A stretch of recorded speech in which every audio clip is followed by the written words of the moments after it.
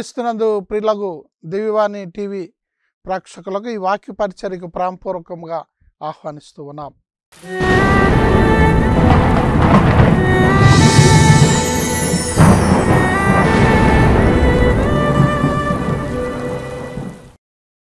క్రీస్తునందు ప్రియులారా, క్రీస్తు బోధన, శ్రీసభ బోధన, ప్రవక్తల ప్రబోధాన్ని అనుసరించి అంతరంగిక ప్రాయశ్చిత్తానికి, పవిత్ర జీవితానికి మూల స్తంభాలైనటువంటి ఉపవాసం గురించి, ప్రార్థన గురించి గతంలో నేర్చుకున్నాం. ఈ వారం మరి మనము దాన ధర్మములు, alms giving, works of charity, పుణ్యకార్యముల గురించి మనం నేర్చుకుందాం. ఒక రోజున ఒక అబ్బాయి సూపర్ మార్కెట్కి వెళ్ళాడు. తన తల్లికి జ్వరంగా ఉంది. తన తల్లి కోసం మంచి రొట్టె కొనాలని మార్కెట్కి వెళ్ళాడు. తన కిడ్నీ బ్యాంకులో ఉన్నటువంటి డబ్బునంతా ఒక సంచిలో మూట కట్టుకొని, పాలిథిన్ కవర్లో మూట కట్టుకొని వెళ్ళాడు. రొట్టెను తీసుకున్నాడు. తన దగ్గర ఉన్నటువంటి ఆ చిల్లరనంతా ఆ కౌంటర్లో ఉన్నటువంటి ఆ వ్యక్తికి ఇచ్చాడు. రొట్టె ఖరీదు 52 రూపాయలు. ఆ చిల్లర 39 రూపాయలు ఉంది. ఇంకా 13 రూపాయలు ఇవ్వవలసి ఉంది. అప్పుడు ఆ కౌంటర్లో ఉన్నటువంటి సూపర్వైజరు వాటిని లెక్కెట్టిన తర్వాత, ఈ మిగతా 13 రూపాయలు ఈ అబ్బాయి ఇవ్వవలసినటువంటివి నా ఖాతాలో వేయండి అని అన్నాడు. ఎందుకంటే గత వారం ఆయన చర్చికి వెళ్ళేటప్పుడు ఫాదర్ గారు చెప్పినటువంటి ఆ బైబిల్ వాక్యం గుర్తొచ్చింది. నా శిష్యుడని ఈ చిన్నవారిలో ఏ ఒక్కనికి ఒక గురుకుడు మంచినీరు ఇచ్చినా దానికి తగిన ప్రతిఫలమును మీరు పోగొట్టుకొనరు అనేటువంటి ఆ వాక్యం గుర్తుకు వచ్చింది. అందుకే ఆ అబ్బాయికి సహాయం చేశాడు. ఆ అబ్బాయి ఆనందంగా ఆ రొట్టెను పట్టుకొని జ్వరంతో ఉన్నటువంటి తన తల్లికి తీసుకొని వెళ్ళి ఇచ్చాడు. మత్తయి సువార్త 10వ అధ్యాయం 42వ వచనం. క్రీస్తునందు ప్రియులారా, తల్లి శ్రీసభ దాన ధర్మములు, పుణ్యకార్యములను, సోదర ప్రేమను చాటే కార్యాలుగాను, దేవునికి ఇష్టమైన న్యాయసమ్మతమైన చర్యగాను పేర్కొంటూ ఉన్నది. దేవుని దృష్టిలో ఈ కార్యం ఎంతో న్యాయసమ్మతమైనది, దేవునికి తృప్తినిచ్చేటువంటిది. ఇది సోదర ప్రేమను బహిర్గతం చేసేటువంటి ప్రేమ కార్యం. శ్రీసభ నిరుపేదలను ప్రేమిస్తుంది. ఎందుకంటే తన వరుడైనటువంటి క్రీస్తు కఠిన పేదరికాన్ని అనుభవించారు. ఆయన పేదల పట్ల ప్రత్యేక శ్రద్ధను కనపరిచారు. అందువలన అవసరాల్లో ఉన్నటువంటి నిరుపేదలను, పేదవారిని ఆదుకొనడం శ్రీసభ యొక్క విధి. కథోలిక శ్రీసభ సత్యోపదేశం సంఖ్య 2444, ఎఫ్ఎస్సి 4:28. పునీత జాన్ క్రిసోస్టమ్ గారు అంటారు, మన సంపదలో పేదవారికి భాగం లేనట్లయితే వారి సొమ్మును మనం దొంగిలించినటువంటి వారం అవుతాం. మన వద్ద ఉన్న సమస్తము పేదవాళ్ళదే, అవి మనవి కావు. న్యాయం తప్పనిసరిగా జరగాలి. న్యాయం జరగాలంటే వారికి ఇవ్వవలసినటువంటివి వారికి ఇవ్వాలి. వారికి ఇచ్చేటువంటివి దాన ధర్మాలు కాకుండా వారి హక్కుగా వారికి మనం ఇవ్వాలి. వారికి పరోపకారం మనం చేయాలి. న్యాయబద్ధమైనటువంటి వారి రుణాన్ని మనం చెల్లించాలి అని పునీత గ్రెగరీ ది గ్రేట్ రెగులా పాస్టోరాలిస్ అనేటువంటి ఆ పుస్తకంలో తెలియచేశారు. క్రీస్తునందు ప్రియులకు సహోదరులారా, ఇరుగు పొరుగు వారికి సహాయం చేయటంలో ఆధ్యాత్మిక పరోపకార క్రియలు అనగా బోధించటం, సలహానివ్వటం, ఓదార్చటం, ఊరడించటం, క్షమించటం, ఇతరుల తప్పులను ఓపికతో భరించటం, ఇవన్నీ ఆధ్యాత్మిక పరోపకార క్రియల కిందకు వస్తాయి. అదేవిధంగా శారీరక పరోపకార క్రియల కింద మనం చూసినట్లయితే ఆకలిగా ఉన్న వారికి అన్నం పెట్టడం, ఇల్లు లేని వారికి ఆశ్రయం ఇవ్వటం, బట్టలు లేని వారికి బట్టలను ఇవ్వటం, రోగులను ఖైదీలను పరామర్శించటం, మరణించిన వారిని సమాధి చేయటం మొదలగునవి శారీరక పరోపకార క్రియల కిందకి వస్తాయి. దేవుని ముఖాన్ని చూసి దేవుని పట్ల మనకు కల ప్రేమను బట్టి మనం తోటి వారికి సహాయం చేయాలి. ఇది దేవునికి అత్యంత ప్రీతిపాత్రమైనటువంటి చర్య. మరి దేవునికి తృప్తిపరిచే న్యాయం ఏమిటంటే, 2 చొక్కాలు ఉన్నవారు చొక్కా లేని వారికి 1 ఇవ్వాలి. ఆహారం ఉన్నవాడు కూడా అదేవిధంగా చేయాలి. మన అంతరంగం నుండి దాన ధర్మాలు చేయాలి. మనకు ఉన్నటువంటి వారిలోంచి మన దాన ధర్మాలు చేయాలి. అప్పుడే మన అంతరంగం శుద్ధిని పొందుతుంది. ఎవరైనా ఒక సోదరుడు సోదరి కానీ బట్టలు లేకుండా ఆహారం లేకుండా ఉండేటప్పుడు మీలో ఎవరైనా వారి అవసరాలు తీర్చుకుంటా నీవు క్షేమంగా వెళ్ళి చక్కగా భుజిస్తూ హాయిగా జీవించు అన్నట్లయితే దానివల్ల ఏమీ ప్రయోజనం ఉండదు. యాకోబు పత్రిక 2వ అధ్యాయం 15-16 వచనాలు, యోహాను రాసిన మొదటి లేఖ 3వ అధ్యాయం 17వ వచనం. పునీత లీమాపురి రోజమ్మ గారు ఒకసారి తన గృహం వద్ద మరి రోగులను పేదవారిని పరామర్శిస్తూ ఉన్నారు. అది చూసినటువంటి ఆమె తల్లి కసురుకొన్నది. అప్పుడు ఆమె అంటున్నారు, పేదలకు రోగులకు సేవ చేసేటప్పుడు మన యేసు ప్రభువునకు సేవ చేస్తూ ఉన్నాం. ఇరుగు పొరుగు వారికి సేవ చేసేయటంలో మనం ఓడిపోకూడదు. ఎందుకంటే వారిలో యేసు ప్రభుకే మనం సేవ చేస్తున్నామని గ్రహించాలి అని తెలియచేశారు. దాన ధర్మాలంటే ఏమిటి, లేదా పుణ్యక్రియలు అంటే ఏమిటి? పేదవారికి ద్రవ్య రూపంలో కానీ, వస్తు రూపంలో కానీ, ఆహారం రూపంలో కానీ, లేదా కారుణ్యం రూపంలో కానీ వారిని పరామర్శించడం, వారికి లేనిది ఇవ్వటం. దీనినే ఆంగ్లంలో మనం ఆల్మ్స్ గివింగ్ అంటాం. ఈ ఆల్మ్స్ గివింగ్ అనే పదము గ్రీకు భాషలో, లతీన్ భాషలో కారుణ్యము, మర్సీ, పిటి, దయ అనే పదాల నుంచి వచ్చింది. తెలుగులో మనము దీనినే మనం చారిటీ అని కూడా అంటాము. మరి తెలుగులో మనం చూసినట్లయితే చారిటీ అంటే దాతృత్వము, ధర్మము, ఇవి ఉదార బుద్ధి అనే అర్థాలు ఉన్నాయి. ఈ చారిటీ అనే పదము మరి లతీన్ భాషలోని కారితాస్ అనే పదం నుంచి వచ్చింది. కారితాస్ అంటే ప్రేమ అని అర్థం. ఇతరుల పట్ల మనకున్నటువంటి ప్రేమను మనం ఈ దాన ధర్మం ద్వారా చాటుతామని అర్థం. ఈ దాన ధర్మాల కోసం మనము త్యాగం చేయవలసి ఉంటుంది. ఈ దాన ధర్మాలు చేసేటప్పుడు వారితో మనకు సహవాస బంధం ఏర్పడుతుంది.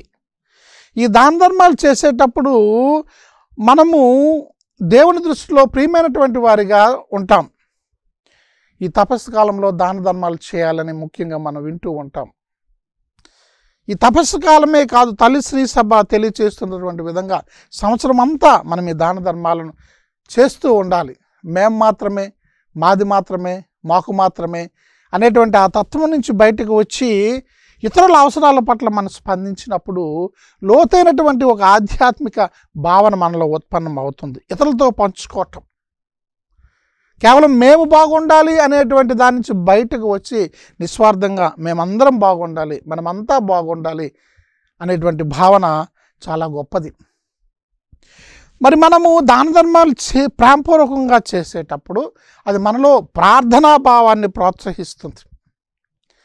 ప్రార్థన, ఉపవాసం ఈ 2 దాన ధర్మాలతో వెళ్ళినప్పుడు మాత్రమే ఆ దాతృత్వం అనేది ప్రకాశిస్తుంది. పేదవారైన సహోదరి సహోదరులకు మనము సహాయం చేసేటప్పుడు, వారిని కలుసుకునేటప్పుడు వారితో మనకి ప్రార్థనాపూర్వకమైనటువంటి జీవితం బలపడుతుంది. ఈ విధంగా ప్రియులారా ఒకరి అవసరాలు మనం తీరుస్తూ ఉంటాం. ఈ విధంగా తల్లి శ్రీ సభ దాతృత్వంలో మనం కూడా పాలువారం అవుతాం. ఈ దాతృత్వము, ఈ చారిటీ అనేది అన్ని భాషల్లో, అన్ని సంస్కృతుల్లో, అన్ని మతాల్లో చాలా పురాతనమైనటువంటి సాంప్రదాయం. క్రైస్తవులు, క్రీస్తు అనుచరులు సమాజ పంచుల్లో, ఊరి వెలుపల అవసరాల్లో, పేదరికంలో జీవిస్తున్నటువంటి వారి పట్ల క్రీస్తు చూపిన ప్రేమను చూపటం చాలా ముఖ్యం. పేదవారు, పేదరికం ఎప్పుడు మన సమాజంలో ఉంటుంది కనుక వారికి మనం దన్నుగా నిల్చోవాలని క్రీస్తు ప్రభువు తెలియచేస్తూ ఉన్నారు. మరి దాతృత్వం అనేది ఒక వేదాంత సుగుణం. దేవుని కోసమే దేవునిగా, అన్ని వస్తువులకు పైగా దేవుణ్ణి ప్రేమించాలి. దేవుని ప్రేమిస్తున్నాం కాబట్టి అదే ప్రేమను మన సోదరుల పట్ల ప్రకటించాలి, పొరుగువాడిని ప్రేమించాలి. కథోలిక శ్రీ సభ సత్యోపదేశము 1822. ఆ విధంగా దాన ధర్మాలు చేయటం ద్వారా మనం ఇతరులతో, ముఖ్యంగా పేదవారితో మమేకం అవుతాం. ఆ విధంగా దేవునితో ఒకటవుతాము, ఒకరితో ఒకరు అనుబంధాన్ని ఏర్పాటు చేసుకుంటాం. వస్తువులతోటి, ధనముతోటి, సంపదతోటి మనకున్నటువంటి ఆ అటాచ్మెంట్, అనుబంధం, సంబంధాన్ని మనము తగ్గించుకొని ఆ మనస్తత్వాన్ని తీసివేసుకొని మనలో డిటాచ్మెంట్, నిస్సంగత్వాన్ని ప్రోత్సహించుకుంటాం. ఈ విధంగా సామాజిక న్యాయం, సోషల్ జస్టిస్ అనేది ఈ దాన ధర్మాల ద్వారా ఏర్పడడానికి అవకాశం ఉంటుంది. మరి దాన ధర్మాల గురించి పాత నిబంధనలో ఏమని ప్రస్తావించబడ్డదో మనం చూద్దాం. న్యాయం, జస్టిస్, దాతృత్వం, చారిటీ. ఈ నేపథ్యంలో దాన ధర్మాలను యూదుల చట్టం అర్థం చేసుకున్నది. హెబ్రేయులు దాన ధర్మం అనే పదానికి నీతివంతమైన, నీతియుక్తమైన, నీతిమయమైన అనే పదాన్ని వాడారు. రైచియస్నెస్ అనే పదాన్ని వాడారు. అందువలన పేదలకు సహాయం చేయటం ద్వారా రైట్ ఆర్డర్, సరైనటువంటి క్రమాన్ని మనము సమాజంలో ఏర్పాటు చేస్తాం. సమాజంలో అన్యాయాన్ని తొలగిస్తాం. సమాజంలో న్యాయాన్ని మనము ఏర్పాటు చేస్తాం. ఈ పేదరికానికి మనం సహాయం చేయటం ద్వారా. యూదా చట్టంలో మీరు పండిన పంటను కోసేటప్పుడు గట్ల వెంబడి పూర్తిగా గట్టుదాకా మీరు పంటను కోయవద్దు. అదేవిధంగా మీ తోటల్లో, ముఖ్యంగా ద్రాక్ష తోటల్లో, ఇతర తోటల్లో మీరు పండ్లు కోసేటప్పుడు మొత్తం పండ్లను మీరు కోసుకోకుండా పరిగిని ఏరుకోవటానికి కొంతవరకు వదిలివేయండి అని లేవియకాండం 19వ అధ్యాయం 9-10 వచనాల్లో తెలియచేయబడ్డది.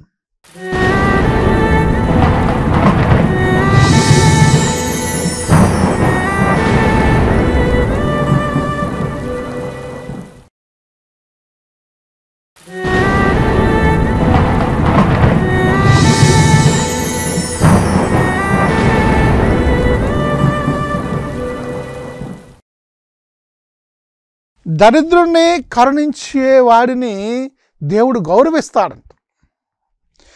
నీవు పేదవాడిని చూడకుండా, నీకు అవసరమైనప్పుడు పేదవాడిని మొరను నువ్వు ఆలకించుకుంటా, నీకు అవసరమైనప్పుడు నువ్వు దేవునికి మొరపెట్టిన దేవుడు ఆ మొరను వినడు అని సామెతల గ్రంథం 21వ అధ్యాయం 13వ వచనంలో తెలియచేయబడ్డది.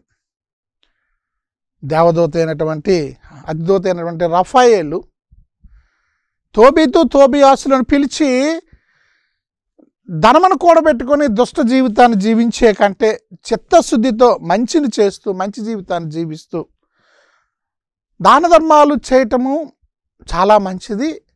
ఈ దాన ధర్మాలు అనేవి బంగారం కూడబెట్టుకోవడం కంటే చాలా గొప్పది అని తెలియచేశాడు. ఈ దాన ధర్మాలు చేసేటప్పుడు మనం మృత్యువు నుంచి కాపాడబడతాం. దాన ధర్మాలు చేసేటప్పుడు మన ఆయుష్ పెరుగుతుంది. దాన ధర్మాలు చేసేటప్పుడు మన పాపములెల్లా కడిగివేయబడతాయి. ప్రియులారా, తోబీతు గ్రంథము 12వ అధ్యాయము 8-9 వచనాలు. మరి పాత నిబంధనలో దాన ధర్మాలు చేయటంలో గల సౌశీల్యం మనం చూసినట్లయితే, ఇశ్రాయేలీలో ఎవడైనా పేదవాడు ఉన్నట్లయితే వాడిని పంచను చేర్చుకో, ఒక పరదేశీని గౌరవించినట్లు నువ్వు వాడిని గౌరవించు, వాడికి కావలసినటువంటి బ్రతుకునివ్వు, వాడికి కావలసినటువంటి ఆహారాన్ని ఇవ్వు, వసతినివ్వు, ఆ విధంగా నీ ఇంటి పట్టును ఉంచుకో అని లేవియకాండం 25వ అధ్యాయం 35వ వచనంలో పేర్కొనబడ్డది. తోటి ఇశ్రాయేల్లో పేదవాడు ఎవడైనా ఉంటే వాడి పట్ల నువ్వు హృదయాన్ని కఠినం చేసుకోనక వాడికి సహాయం చెయ్యు అని ద్వితీయోపదేశకాండం 15వ అధ్యాయం 7వ వచనంలో పేర్కొనబడ్డది. ప్రభుని పట్ల భయభక్తులు గలవారు పేదలకు ఉదారంగా దానం చేస్తారు. అతని నీతి నిత్యం నిలిచి ఉంటుంది. అతని కొమ్ము ఘనత నొందుతుంది. బాధితులను అతడు ఆదుకుంటాడు. చీకట్లో అతని వెలుగు ప్రకాశిస్తుంది. అంధకారంలో మిట్ట మధ్యాహ్నంలో అతని వెలుగు ఉంటుందని యెషయా 58:10వ అధ్యాయము, కీర్తన 112 9వ వచనంలో తెలియచేయబడదు. ప్రియులారా, యేసు ప్రభు వారు కూడా ఎంతో ఉదారంగా తన జీవితాన్ని ఇతరుల కోసం బలియాగంగా సమర్పించారు. తన తండ్రి చిత్తానుసారంగా ఉదారంగా, స్వచ్ఛందంగా తన ప్రాణమును ఇతరుల కోసం ధారపోశారు. మానవాళికి ఉదారంగా తన ప్రాణమును ధారపోశారు. యోహాను సువార్త 10వ అధ్యాయం 18వ వచనం. నేను మంచి కాపరిని, మంచి కాపరిగా నేను నా ప్రాణమును దారపోయిచున్నాను అని యోహాను 10వ అధ్యాయం 10వ వచనంలో ప్రభువు పేర్కొన్నారు. నేను నా గొర్రెల కొరకు నా ప్రాణాన్ని ధారపోస్తాను అని ప్రభువు మన కోసం తన ప్రాణాన్ని ధారపోశారు. క్రీస్తు మన కొరకే ప్రాణములను అర్పించిన బట్టి ఆయన ప్రేమస్వరూపం మనకు బోధపడుతూ ఉన్నది. కొరకు మనం కూడా సోదరుల కోసం అవసరమైతే మన ప్రాణాలను అర్పించాలి. మానవాళి రక్షణకై యేసు క్రయధనముగా తనను తాను సమర్పించుకున్నాడు. మరి పేదలకు దాన ధర్మం చేయటంలో పవిత్ర గ్రంథం ఏమని చెప్తుందో కొన్ని విషయాలు మనం చూద్దాం. పేదలను ఆదరించినట్లయితే ప్రభువునకు అప్పు ఇచ్చినట్లే ఆ అప్పును ఆయన తప్పగా తీర్చుతాడు అని సామెతల గ్రంథం 19వ అధ్యాయం 17వ వచనంలో పేర్కొనబడ్డది. తన భోజనమును పేదలకు వడ్డించువాడు కరుణామయుడు, అతడు దేవుని దీవెనలను పొందుతాడు అని సామెతల గ్రంథం 22:9లో పేర్కొనబడ్డది.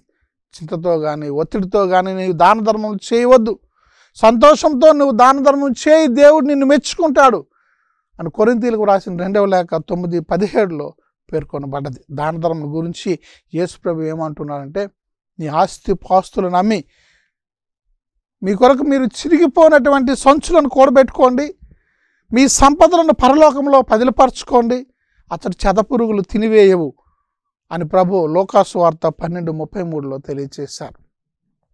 ప్రియులారా, 2 అంగీలు ఉన్నటువంటి వాడు ఒకదానిని ఏమీ లేని వానికి ఇవ్వాలి, భోజన పదార్థంలో ఉన్నవాడు అట్లే చేయాలని ప్రభువు లోకాసు వార్తలో తెలియజేస్తూ ఉన్నాడు. ఒక ధనికుడు యేసు ప్రభు దగ్గరకు వచ్చి నేను పరిపూర్ణతను సాధించాలంటే ఏం చేయాలని అడిగినప్పుడు, నువ్వు పరిపూర్ణుడు కాగోరినిచో నీకున్నదంతా ఆస్తిపాస్తులన్నీ అమ్మి బీదలకు దానం చేసి అప్పుడు నువ్వు రా, పరలోకమందు నీకు ధనం కూరుతుంది, అప్పుడు నువ్వు వచ్చి నన్ను అనుసరించాను ప్రభు తెలియజేశారు. ప్రథమ క్రైస్తవ సంఘాల్లో ప్రియులారా, విశ్వసించినటువంటి వారందరూ ఒక సంఘముగా సమిష్టిగా కూడి తమకు కలిగిన దానిని ఇతరులతో పంచుకున్నారు, నిస్వార్థంగా పంచుకున్నారు. తమ స్థిర ఆస్తులను అమ్మి అవసరంలో ఉన్నటువంటి వారి అవసరాలన్నీ కూడా వారు తీర్చారు. అపోస్తల కార్యములు 2వ అధ్యాయము 44-45 వచనాలు.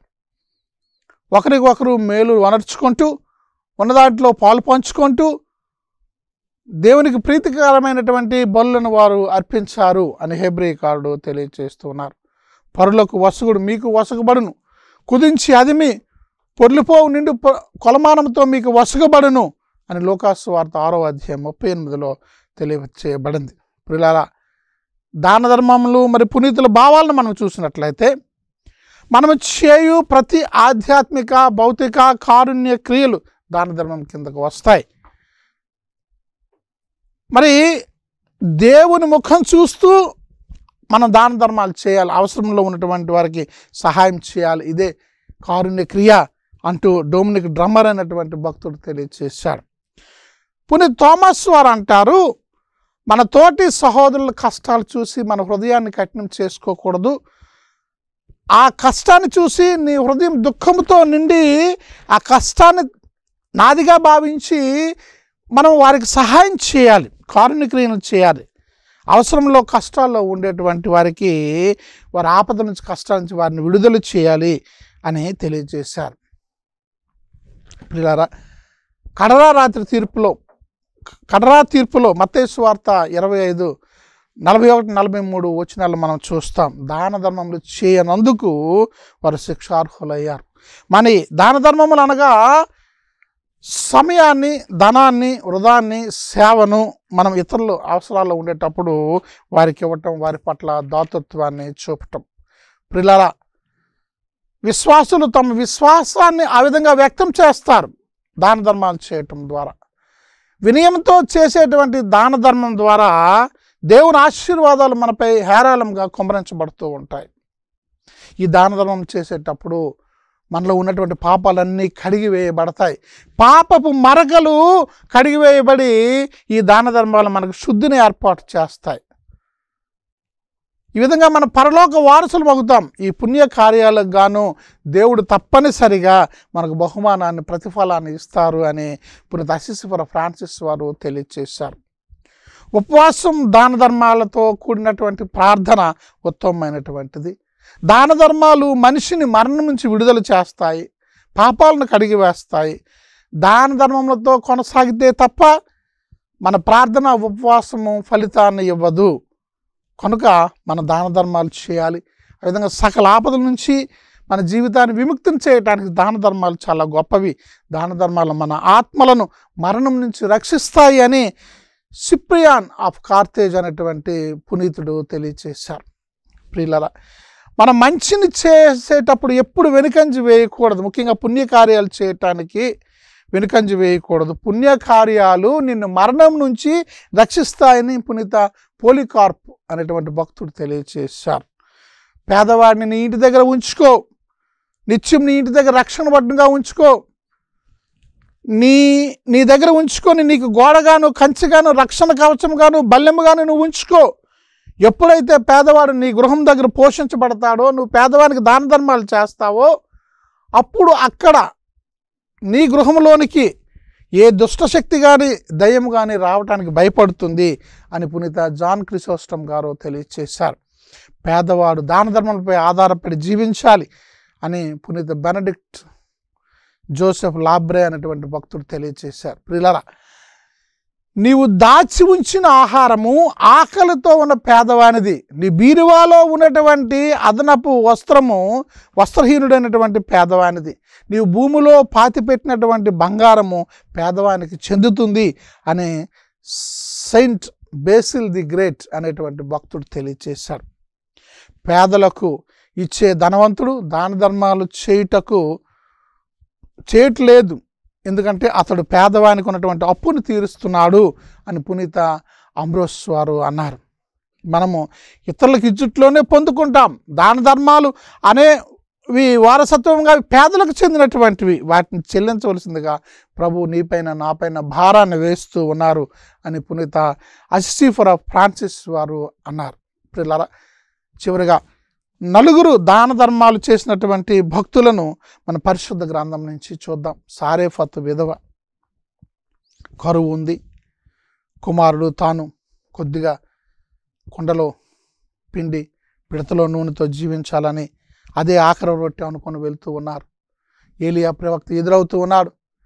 ఏలియా ప్రవక్తకు ఆమె దేవుని దీవెన ప్రకారం, ఏలియా ప్రవక్త ప్రవచన ప్రకారం ఆ కరువు కాలంలో ఆదుకొని సహాయం చేస్తూ ఉన్నది. ఆ విధంగా కుండలో పిండి కానీ పిడతలో నూనె కానీ అయిపోకుండా వారు ముగ్గురు జీవించారు. ఆ విధంగా ఆమె ప్రవక్తకు సహాయం చేసింది, దాన ధర్మం చేసింది.